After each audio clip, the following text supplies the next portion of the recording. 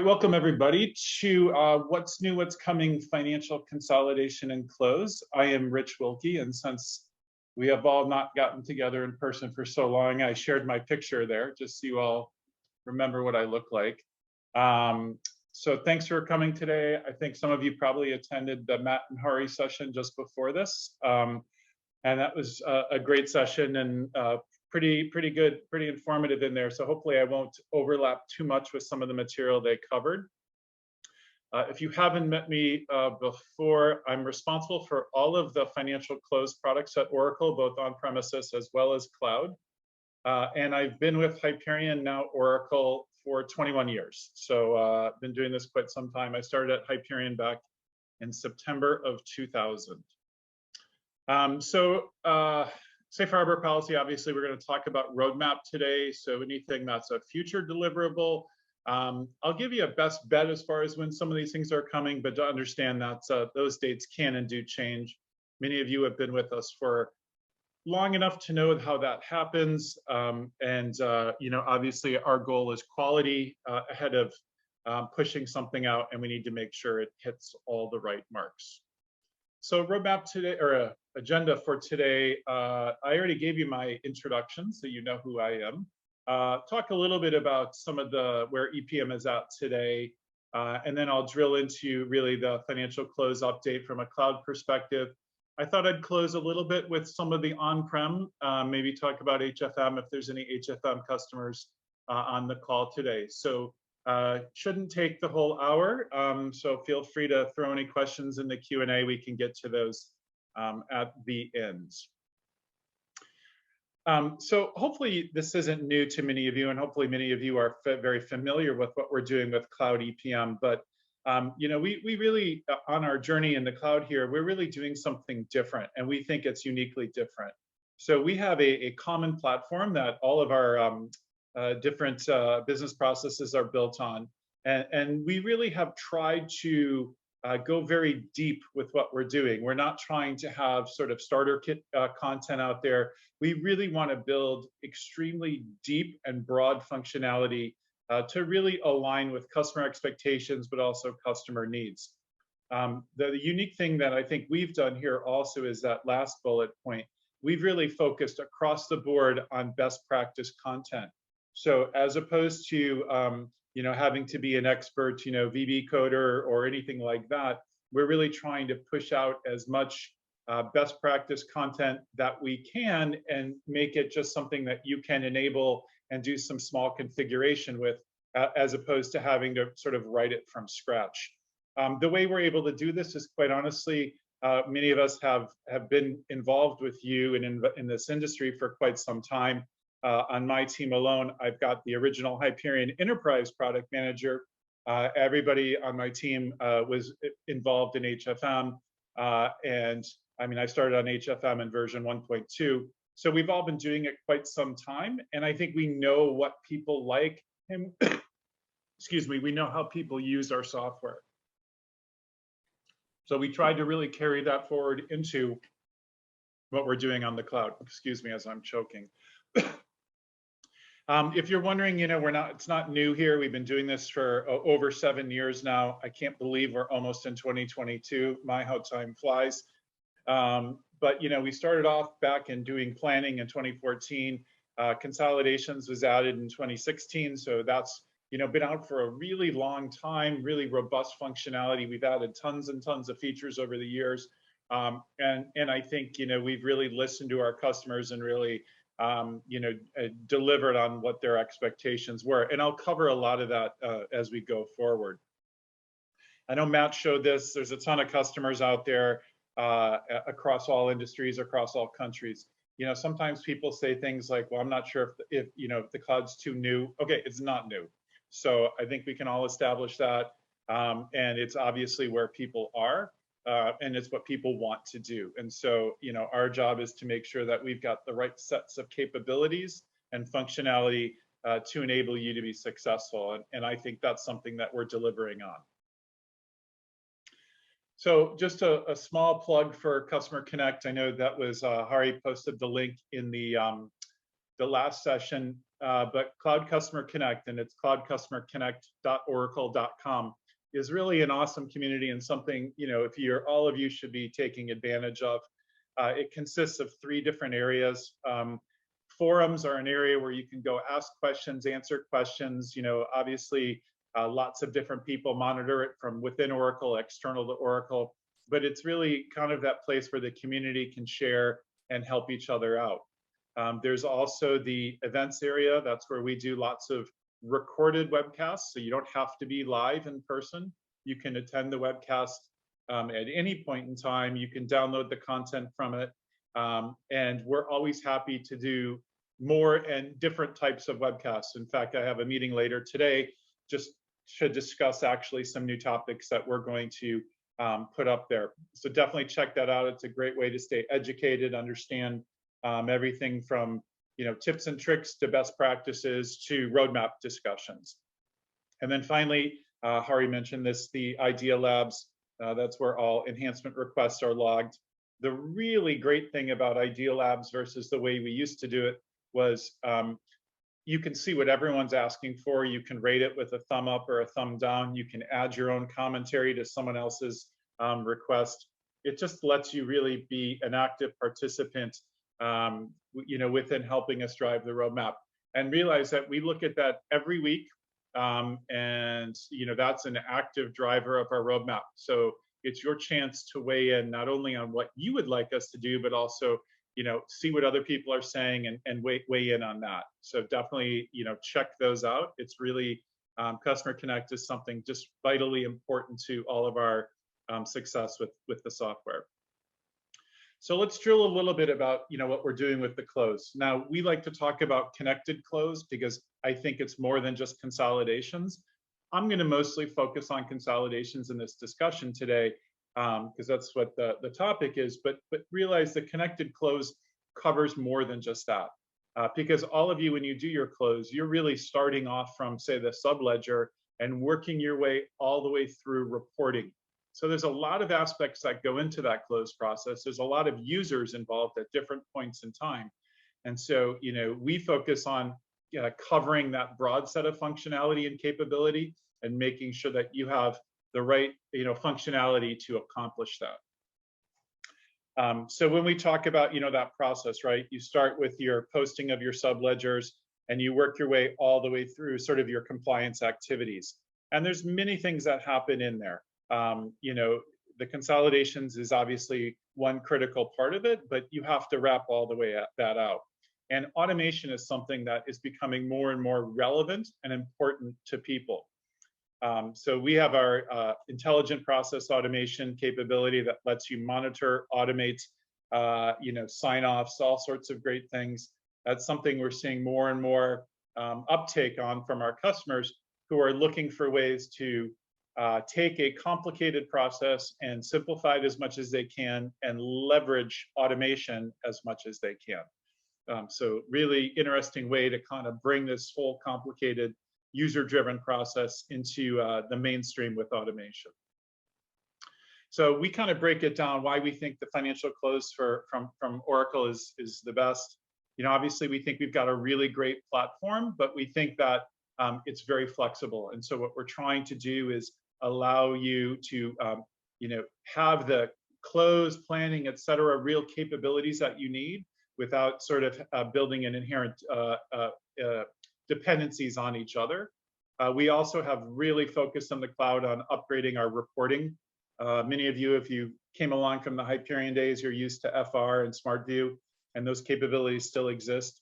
But the things we're doing with the dashboarding, the things we're doing with next generation reporting, those are really exciting because they just bring extra capabilities.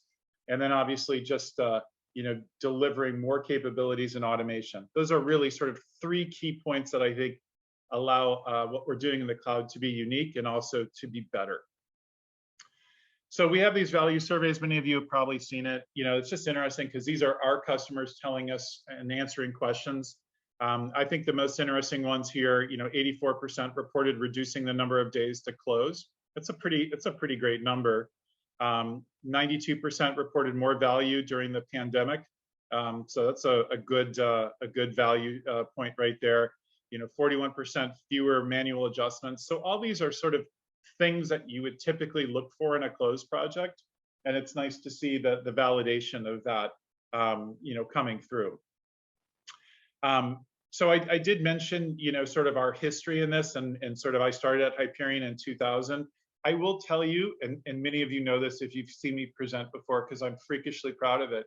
I was a microcontrol administrator way, way, way back in the day. So microcontrol was the very first consolidation, tool that sort of became Hyperion Enterprise, which became HFM, which is now, evolved into what we're doing in the cloud. So long history here from a Hyperion perspective. Many of the people on my team go back to enterprise days. So pretty exciting kind of history that we have here. And I think that carries through into the quality of what we're delivering. So let's jump into the what's new. Now, the first thing I did is I'm just pointing out that on the Oracle documentation portal, and I did put the link down there. So when you get these slides, you can click on it. There is a what's new section. And so every month we publish what's new, what are the key new features, and we also list business benefits for them. So it's not only here's a new feature, but also here's why it matters. You can also look back. You can look at see all EPM cloud features. You can actually look back and see everything that's been delivered since inception by date. So really, giving you a lot of access to this. So you don't need to wait for these presentations. This information is publicly available. We also obviously have other recorded webcasts along the way where you can watch. But definitely check out that documentation portal. There's a lot of great information out there related to, it's more than just the admin guide. Let's put it that way. So I'm going to cover high level some of the things that have been delivered sort of at say in this year's time frame, and then we'll talk about some of the things that we're working on for the roadmap. So we did a bunch of changes earlier this year around the whole concept of process management and approvals. A lot of it was locking and unlocking simplifications. It used to be, if you had things locked and you had a new entities, there was all this unlocking you had to do. We've really tried to simplify that process. So entity maintenance doesn't require, like if you're adding new entities, you don't have to do a bunch of unlocking. There's some inheritance that's built in there. So we really tried to simplify that maintenance. We heard from our customers that maintenance was a little burdensome, so we addressed that. Matt talked about enterprise journals. I'll get into that, but we've released that. We had a lot of new capabilities around rules, extra insertion points, on-demand rules. We have Groovy support now. So we've really expanded what's available for you to do from a rule perspective. And we've done some pretty awesome updates from a performance perspective over the past year. And I've got a slide to get into that because I think that's really exciting. So I just wanted to kind of talk through some of the things. From an intercompany report standpoint, we did some big new updates for intercompany report. People are asking us to do things around grand total by plug, IC partner selection, the ability to export easily into Excel. So we've added those updates and pushed those out so you can definitely have that updated intercompany reporting capabilities. We also now support dynamic tabbing. So that actually came out earlier this year, but if you're wondering if you don't see it in your environment, you need to be using the Redwood theme. So my strong advice would be to anyone that you should use the Redwood theme. I know Matt talked about it a little bit, but Redwood is the Oracle corporate colors and branding and everything. And it's really driving all of our UI capabilities. So I know currently there's maybe 10 different themes you can choose from, but Redwood is the one, and that's the only one where you can take advantage of dynamic tabbing. Now, if you were an HFM user, you probably love using those dynamic tabs.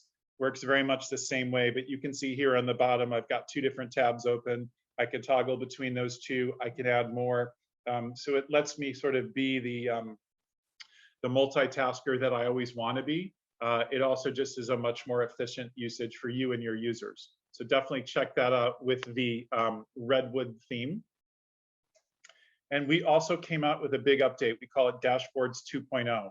So we've always had dashboards, and now we have dashboards 2.0. There's better charting options. You can see some of the options down there. Easier dashboard construction. So really, it's this sort of natural evolution of dashboarding. I think this is an underutilized part of the software. Users love dashboards. They're drillable. You can flex on POVs, but they're highly graphical. And I think we all appreciate graphics because it lets the eye zero in on key points quickly versus letting you kind of have to navigate a complicated Excel sheet trying to find an anomaly. So definitely dashboards 2.0 I think was a massive big update. And then we also updated our ad hoc. So if you've ever used ad hoc, before this update, there wasn't drag and drop capabilities. It was pretty kludgy. Ad hoc has really come a long way and is something, for users who just want to do quick analysis. Ad hoc is the best way to do it. Sort of works like Smart View almost from the rows and columns aspect. But that I think really opens up. You've got all this data, and how do I analyze and how do I work with that data? Ad hoc is definitely a way to do that, and something that we put a big effort into. And mind you, some of these things, right, they're not specific to consolidation and close. They work across all the business processes, and your users will appreciate them, whether they're doing budgets and plans, or they're doing tax, or they're doing, consolidations. Those capabilities exist. So we also just came out in August with this awesome thing that we call DSO. So DSO stands for dense sparse optimizations. So prior to the August release, the 2108 release, all applications had one dense dimension and the rest sparse, and the dense dimension was accounts. And so what we did here is period and movement are dense. You can see there's an option there that says make period and movement dense.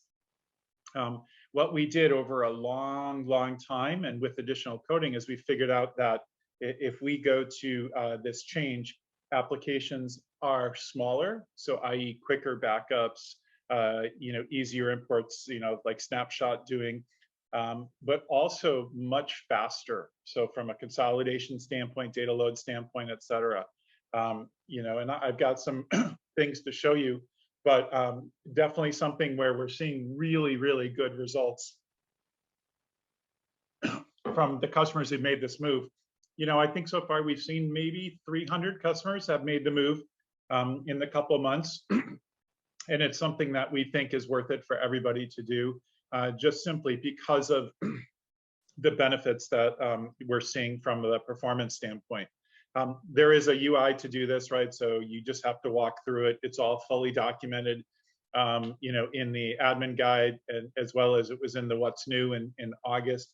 And the results are really staggering.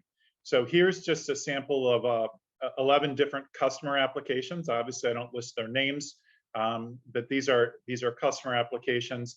And you can see here the number of periods that were the consolidation improvements. So single period, 6 period, even 36 period. But everyone's seeing consolidation improvements up to 90%, 96%, at least 50%. So really substantial. 20-minute consolidations are going to 5 minutes, are going to 10 minutes. Index size is really in page size. It's the size of the application. Those are shrinking a lot too. So that means that your backups are quicker, your maintenance is quicker. So really exciting stuff. And this is something that we actually started we did a little beta test program starting, I think, in March. And we were planning to run it for 6 months. And it went so smoothly and so quickly that we actually, decided to push the functionality out sooner, just because people were not, we didn't, in beta programs at times, you can run into issues and challenges. We just really went through a very smooth process. People are telling us to make that move to DSO, takes as little as a day.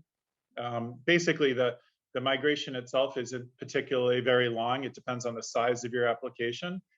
It's really just you have to go ahead and review your rules, because obviously if we've changed the dense dimensions, sometimes rules need to be adjusted, whether it's insertion points or on-demand rules. And then people are doing data tie-out, obviously, just to make sure the results are the same. But great results, something we encourage everyone to get to.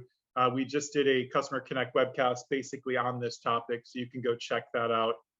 If you want more detail, we really walk through the entire process. But this, we think is a game changer as far as performance, and something we just really are so happy about. We talked a little bit about enterprise journals, which came out earlier in the summer. And enterprise journals is a really interesting thing.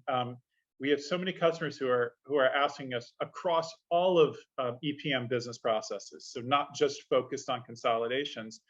Customers who want the ability, they're doing an account rec and they need to adjust the general ledger. They're working within close, they want to adjust the ledger. They're working in it's that need to post adjustments back to the ledger, and how do I do that? And so enterprise journals allows you to go ahead and connect your ERPs with your EPM from an adjustment standpoint, but maintain all the auditability, all the transparency, all the sign-offs and approvals that people come to expect for journals.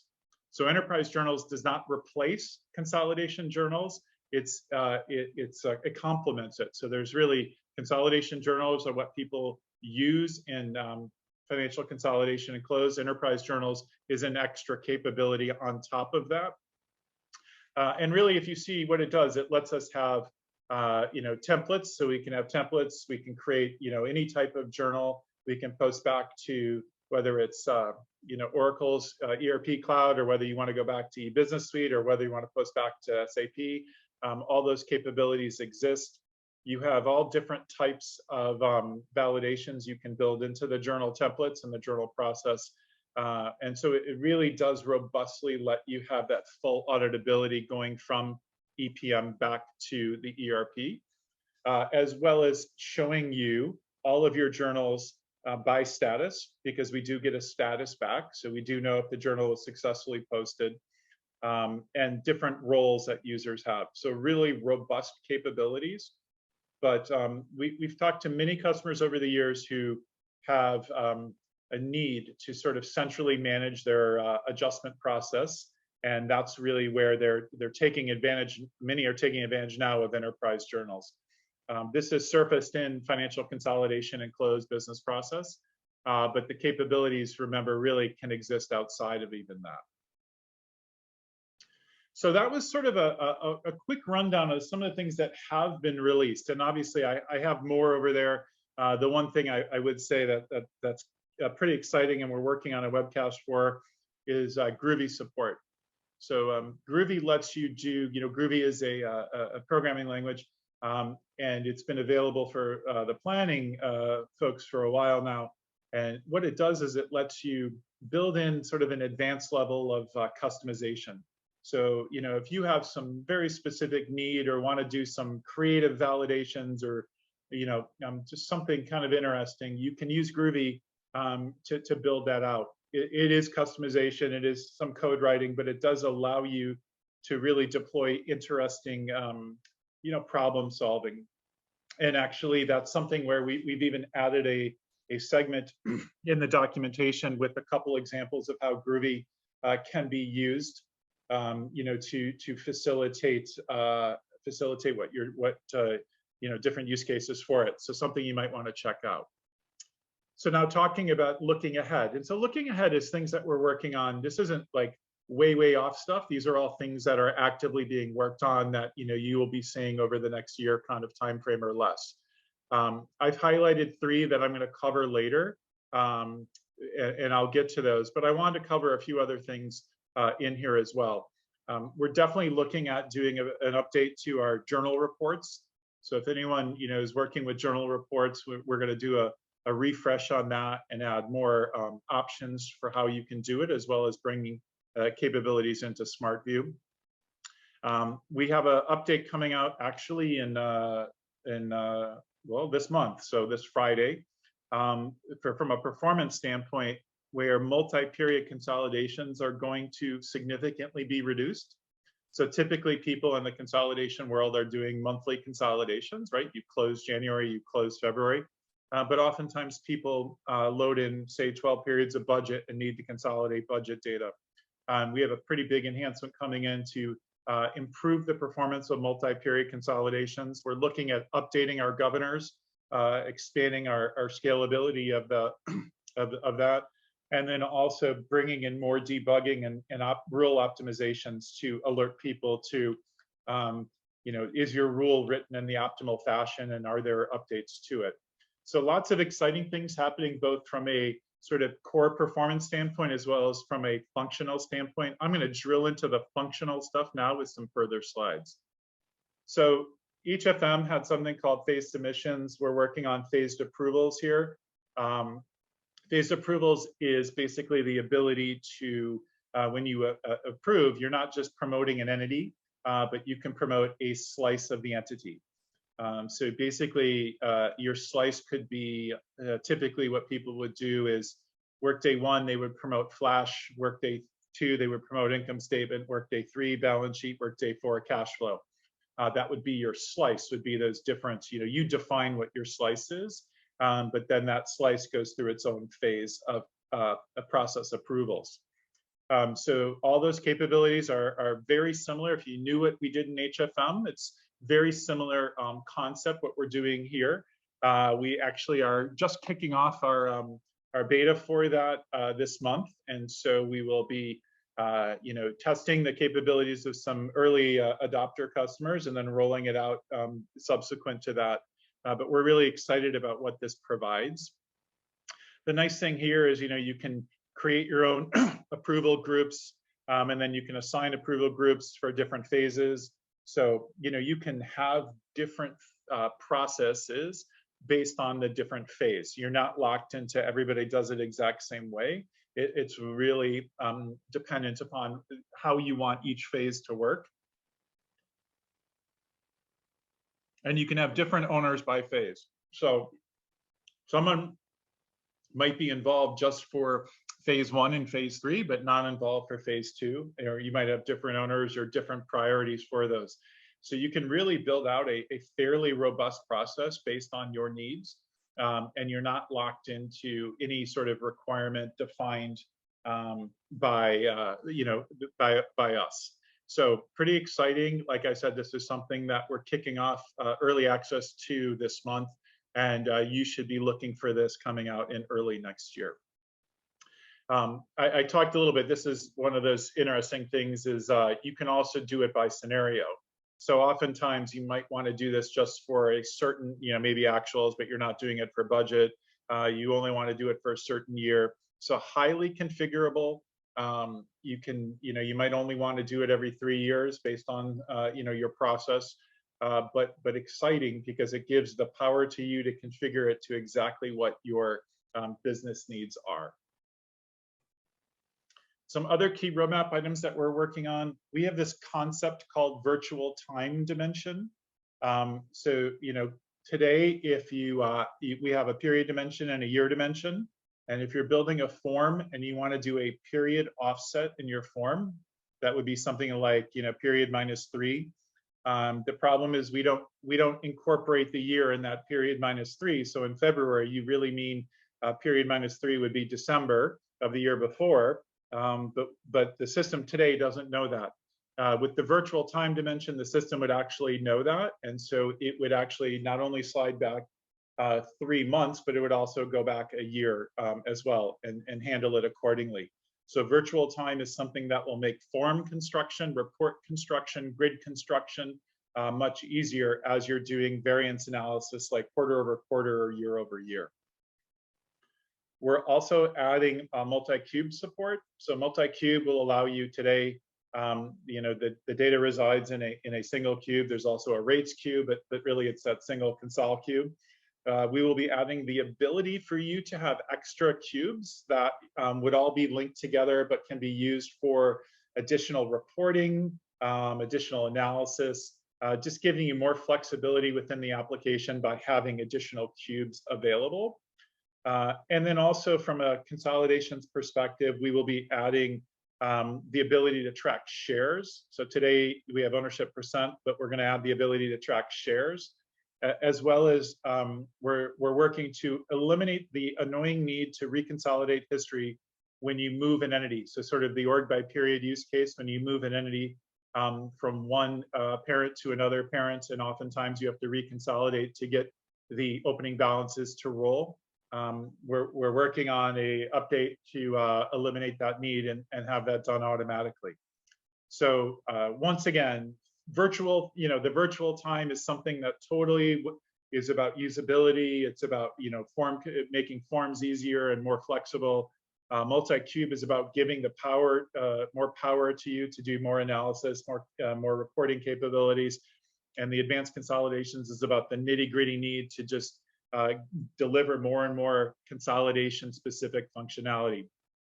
These are just sort of 3 examples of roadmap items that we're working on. Obviously, we have some others that we're listing here.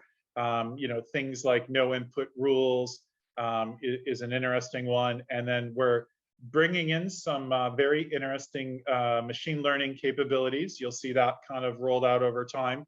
But machine learning capabilities around being able to predict things better, being able to allow you to understand more where your anomalies are in your data. There's some interesting stuff that can be done leveraging machine learning capabilities to help you really spotlight your analysis and be quicker and better with it. So the highlights I think for me here would be DSO is definitely the way to go. We're super excited about it, and we're definitely if you have any questions or concerns on something like the dense sparse optimizations, definitely reach out to us. We're happy to help you with that. So just moving on to a few other things, we did release a digital assistant, sometimes known as chatbot. If you're like me, you have one of them in your house. I personally have the Google one. I always have to watch how I say it because it sometimes talks to me if I do it too loud. But this is just another way for you to interact with your application and get data out. This works with Microsoft Teams also. So we did a really cool demo once using Microsoft Teams where multiple users were collaborating not only with each other, but also with their application, asking questions and getting answers about the data. So, typical things that you would do from a consolidation, you might ask, you ask it to consolidate, you might ask it to show you some data values, you might ask it, do I have any journals to approve? All different things. What's the status of our close? All different interactions you can do. These are things that you could also do just by logging onto the system, right? There's no reason you can't, but maybe you're sitting in a meeting, if you're like me and you have 35 meetings every day, and you're sitting in a meeting and you don't want to pull out your computer, you might just use your phone to get the answers quickly and easily. So currently today it works with consolidations and account recs, and will be deployed out across all of the cloud EPM. But it's certainly something that has an interest to certain customers, and we're happy to work with you if this is a business need of yours, because we're intrigued to see how people want to use it and drive it and push it forward. But just another way for you to interact with the system, both from a read-only as well as even like a action oriented standpoint. From a reporting standpoint, I talked a little bit earlier about how the cloud has some pretty exciting new reporting capabilities. I think obviously there's something called, it used to be called management reporting, now it's just reports. It's really next generation FR. You can see here the third bullet point, it's replacing FR in the cloud. It hasn't replaced FR yet. You can still leverage FR. But eventually FR will go away and reports will take over. And reports is basically everything that you wanted us to do with FR that we never could, maybe because of technology constraints or whatever. It's easier report construction, has a centralized reporting hub, can report against multiple business processes, much easier integration on a report. So you can blend data on a report very easily. But and make really pretty reports. So definitely something we always encourage people. If you're a cloud customer now, You can migrate your reports from FR over to reports and really just start taking advantage of it. Don't feel yourself tied to FR. It was a great tool and still is a great tool, but reports is really the next generation of it, and something that we're incredibly proud about what it does today as well as its roadmap. We also have a new partnership with Easy XBRL to do your XBRL reporting. So if this is something that you have a business level need to do your XBRL, our narrative reporting integrates in with Easy XBRL and can deliver those capabilities. So definitely another thing, from a tagging standpoint, if you have interest, certainly, reach out. We can give more information on this. And there's a bunch of report features in development. I didn't realize these were all builds, so I'm going to punch them out real quick. Some exciting ones just to talk about. The export to ad hoc from the web, that's something that people have been asking about, and that's something that we're working on. The Cloud EPM platform support will just give a broad-based support across everything, and also looking at doing some relational reporting as well, leveraging reports. So currently today, things like your supplemental data or your task manager data, some of those are in relational and not as easily accessible. We're trying to expose those and bring those out. So some really exciting roadmap items being worked on from a reporting standpoint as well. Now, hopefully all of you are aware of what we did from an integration agent standpoint with our data integration. The integration agent allows you to integrate the cloud with really anything.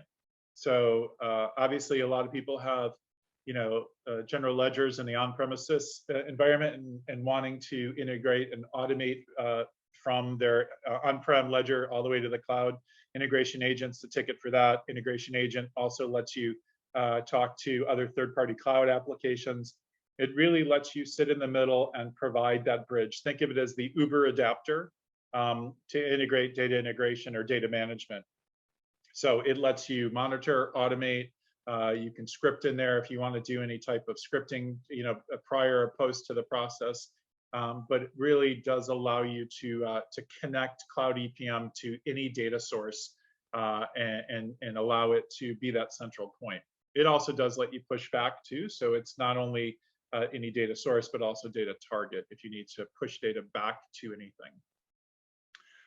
Some exciting things really on the data integration roadmap I highlighted in red for you consolidation people who've been looking for data protection back from the HFM days. That is on the roadmap and it is underway. Also adding in Groovy support to, if anyone has been looking for scripting in the cloud, Groovy will be the way to do that scripting. That's also something that's being worked on. And the last two items I think are pretty interesting. Today when you drill, you actually drill via the workbench to get back. We're working on a direct drill. So you'll be able to bypass the workbench if you just want to drill directly back into a source. And also the cross-instance drill will allow you to drill between, say, planning or consolidations or any of your different business processes. You'll be able to do that cross-instance drill as well. So lots of exciting stuff on here. I know I'm kind of throwing a lot at you, but I think the point is, boy, we're active in our roadmap. So I just want to cover a little bit from the on-prem standpoint. I'm not going to kill this too much. I think Matt covered it, but just talk a little bit about what we're doing from a Hyperion standpoint. Hopefully all of you know that we've moved into Oracle's official Applications Unlimited program.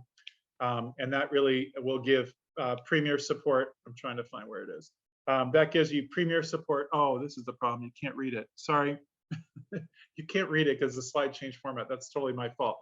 Premier support for 11.2. 11.2 came out in December of 19. You have premier support for that until 2032, at least December of 2032. So that's an awful long time from now. So, on-prem is definitely alive and kicking and lots of stuff happening with that and mini releases and 11.2.8 coming out shortly. But premier support for 11.2 through at least 2032. 11.1.2, which is the, most people will be on 11.1.2.4. Premier support for that ends in 2 months. So that's end of this year, and then it moves to sustaining. So definitely understand. I'm sorry, I'll get that slide fixed for the update. If you're not aware of the differences, I just put this in here about what premier support versus sustaining and extended. Like I said, 11.1.2 goes into sustaining support in beginning of next year. And so basically that is something just to consider if you're 11.1.2.x user. So many of these customers are looking, what do we do? And so obviously we think that moving to the cloud is a great answer, but certainly 11.2 is also an answer for people who want that premier support through December of 2032. Are sort of breaking down how we're investing in the on-prem world. Certainly, we always are focusing on ease of administration, and that's something that is one of our key themes. We also focus on user experience. How do we make it easier for the end users and give them a better experience? We're committed to accessibility, so there's things that we always have to do to make sure we have accessibility compliance. There's things we have to do to make sure browsers and different things are supported. So obviously our platform specific things make sure we've got a broad platform support. And then we know that there are people who want to run EPM on OCI, Oracle Cloud Infrastructure. And that is definitely something that we're doing as well. So we are definitely actively working across all different areas, both from administration to technical. Those are all areas we're working on. If you're running from a roadmap side, just a few things that we're working on. One, obviously, metadata management, just providing that's probably going to be, just the capability to do metadata management versus the web. The application toolbox is something that we're looking to provide a replacement for. I know that was fairly popular with people. There's some issues or some areas in SmartView where we're going to make some updates to that as well as copy application. So there's some things, some improvements we can make in copy app to make that more usable. We're definitely coming out with the Linux support next year. So if you want to run HFM on pure Linux, we're working on that. As well as, some people want SSL at every layer. So just more secure layering. So those are all different capabilities that we're working on from an HFM standpoint in sort of the near term. And then obviously enhancements will be very customer driven for the on-prem world after that. So last thing I'm going to throw out there, Hari mentioned it briefly, we do have something called an HFM application analysis program. And this is something where my team will actually take your rule file and your metadata file, and we'll do our own analysis of your application and how your application might look in the cloud. So this is something that okay, so basically what we do is we take your application, another slide that's not working right. We take your application and we basically do that analysis, and our output will generally look something like this with a lot more content. We're going to look at your rule file and determine how much of your rule file is actually out of the box content in the cloud, which means obviously no need for you to own or maintain that. We look at how your application sizing and dimensionality. We look at your different reporting needs, and we help kind of give you a pathway to the cloud from your HFM standpoint. This is something we've done for, oh my gosh, maybe 250, 300 customers so far, and always happy to do more of this. My opinion is it gives you a good faith, because development is doing this work, and we're just trying to make sure that we can give you the right pathway to get into the cloud. So just another sort of capability that's available for you. So that was really my high level that I wanted to cover. Basically, I know I covered a little bit on-prem at the end, but really wanted to focus on what we're doing from a cloud perspective. I'm going to pop open the chat here. Nick, you guys do me a favor and always post questions in Q&A, not chat, but I'm going to go through Q&A first. I'm going to go through chat first, but any new questions, put in Q&A. So someone said our IT department wants to run 11.2 on Linux and OCI, but we're waiting HFM support. When will it be supported? It's coming in 2022, and hopefully the target was next summer, but that could always change. But definitely 2022. Someone asked, any solutions or pre-built content for exporting the consolidated data out to different systems? In general, people who want to export data out to other systems take advantage of data integration or data management to do that. So data management allows you to go ahead and do those extracts just like you do an import. You can do different mappings or whatever you want to do. An adapter for SAP HANA, you can actually leverage the integration agent for HANA to do that. So that's definitely something that you can take advantage of. Now I'm going to pop over to the Q&A. Someone said, if planning the move from HFM to the cloud, what do you recommend for old historical data that you will not be lifting into the active app? You don't want to keep, yeah. So I think what most people are doing when moving their HFM data to the cloud, oh, Terrence, don't hit it so quick. When people are moving their HFM data to the cloud, there's a couple options for them for that. One, you could you could create like a historical HFM application and just keep FCC, financial close and consolidation and close application, and keep your historical data in that. It's easy to access multiple applications in the cloud.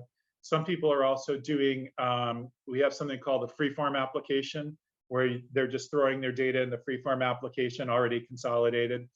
So there's a couple of different options to do that. It really comes down to almost what are your needs, how often are you going to access it, and to be very honest with you, Terrence might be someone also who has his own opinion because he's done so many implementations of HFM migrations also. But definitely that's something, I think those are probably the two most common. Will unlock simplification come to on-prem, please? Not currently planned, but certainly something that we can take a look at, Brett. So definitely a good point. Someone's asking about auto consolidation feature in HFM on-prem. Yeah, that's definitely, what happened with that is we demoed it for a little bit and realized there were a few gotchas with it. And so we're back kind of working through the issues to make sure. The last thing we want to do is release a feature that says it's consolidated and isn't.